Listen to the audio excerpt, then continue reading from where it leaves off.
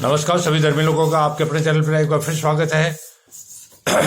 आज शक्ति का पर्व है, नवरात्रि का पहला दिन है और नए साल का भी प्रारंभ है, जो हिंदू धर्म शास्त्रों के हिसाब से चैत्र नवरात्रों में अकाल तख्त भी शक्ति की जगह है। अकाल तख्त वो पवित्र जगह है जहां परमात्मा विराजमान है, जहां शक्ति विराजमान है। इसीलिए जो आज के दिन बोलेगा वो निहाल हो जाएगा। सत श्री अकाल। तो सत श्री अकाल के साथ नवरात्र का प्रारंभ करो और इसको समझो, परमात्मा एक है तो धर्म भी एक है और उसकी पवित्रता भी पवित्र लोगों के लिए है। आज का जो मेरा वीडियो है वो पंजाब में तफरका फैलाया जा रहा है खालिस्तान के नाम पर। इसी पर मैं बताता हूं कि सिख कौम की विरासत पंजाब नहीं है, सिख कौम की विरासत जो है वो पूरा हिंदुस्तान है। सिख कौम के धर्म गुरु अगर नहीं होते तो सनातन धर्म जो हिंदू धर्म है वो खत्म हो गया होता, मैं नहीं होता, आप भी नहीं होते। तो सिख कौम जो है वो हमारे से बहुत ऊपर है और हम उसको ऊपर ही देखना चाहते हैं।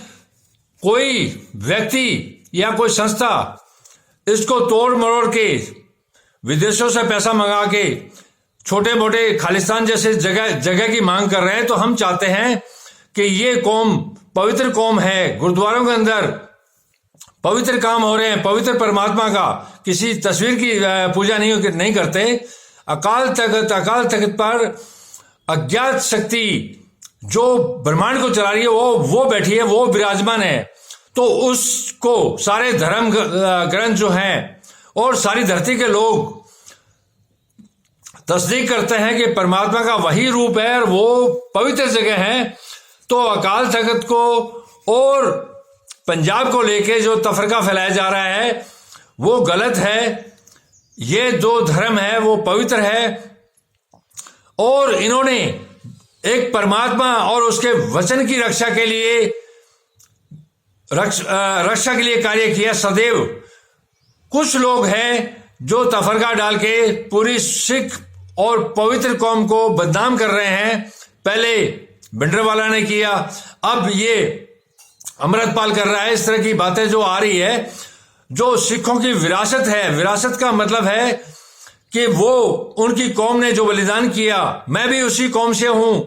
उनकी कौम ने, सिख गुरुओं ने, गुरु गोविंद सिंह ने अपने परिवार सहित जिहाद में अर्थात पाप के विरुद्ध लड़के अपने परिवार को तबाह कर दिया। उस एक परमात्मा और उसके वचन पर गुरु नानक ने तो वचन कहे, परमात्मा का प्रकटीकरण किया, लेकिन इस प्रकटीकरण को, इस वचन को रक्षा करने के लिए पंच प्यारों ने रक्षा की और हथियार उठाए। तो ये कोई उस तरह का धर्म नहीं है। इन्होंने एक परमेश्वर और उसके धर्म की रक्षा करने के लिए हथियार उठाए और लाखों लोगों ने बलिदान दिया। उनमें एक भगत सिंह भी था। अगर भगत सिंह आज भगत सिंह नहीं होता, भगत सिंह ने पूरे हिंदुस्तान के लिए अपने आप को फांसी पर लटका दिया, उसका क्या स्वार्थ था, क्या मिला उसको, लेकिन वो आज पूरे हिंदुस्तान के लोगों के हृदय में विराजमान है, वो पवित्र था। तो जिस प्रकार सिख कौम को बदनाम किया जा रहा है कि कुछ लोग तफरका डाल के सिख कौम को एक सीमित भूमि में सीमित कर रहे हैं, तो सिख कौम जो है पूरे संसार पर राज करने के लिए बनी है। सिख कौम पवित्र है और राज करेगा खालसा, अर्थात जो पवित्र है वो राज करेगा धरती पर। मैं भी चाहता हूं कि खालसे ही राज करें, जो पवित्र हैं वो ही राज करें।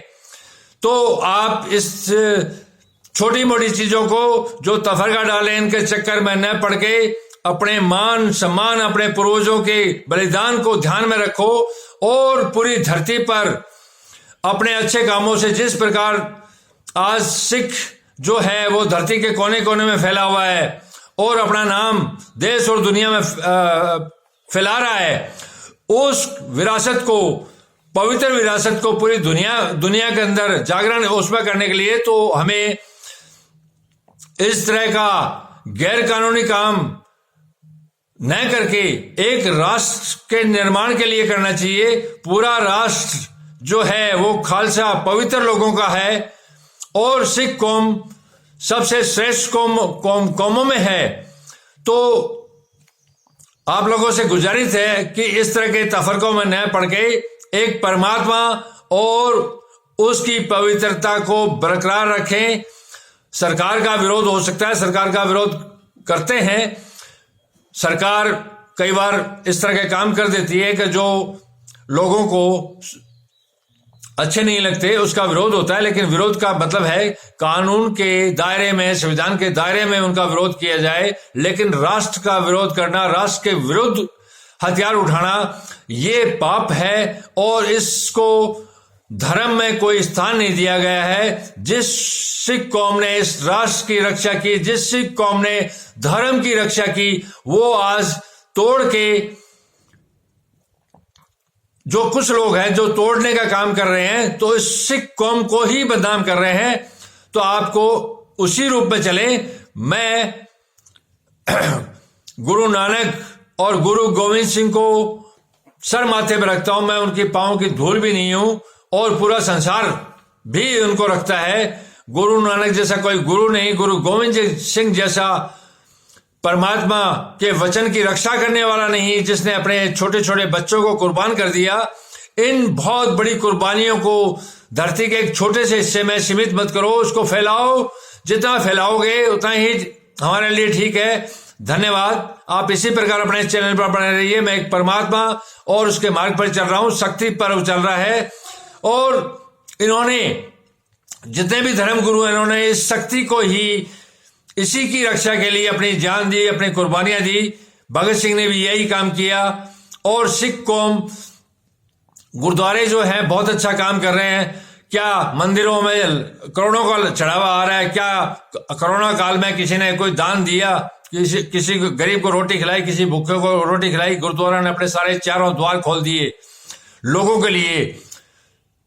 सब, कोई भी आओ, कोई भूखा नहीं जाएगा। तो जो गुरुद्वारे जिस पवित्र तरीके से सोच से काम कर रहे हैं, वो परमात्मा का मार्ग है। आप देख लो, आज हिंदुस्तान के अंदर कोरोना काल आया, सिवाय गुरुद्वारों के अलावा किसी भी धर्म स्थल के द्वार लोगों के लिए, जन कल्याण के लिए नहीं खुले, सिर्फ गुरुद्वारों के खुले। तो इससे आप अंदाजा लगा लो कि वो पवित्र कौम, पवित्र परमात्मा के पवित्र मार्ग पर चल रही है। उसको छोटा आकार मत दो, छोटा सोच मत दो। वो श्रेष्ठ कौम है और श्रेष्ठता की ओर चल रही है, जो परमात्मा का मार्ग है। धन्यवाद। कल फिर मिलेंगे।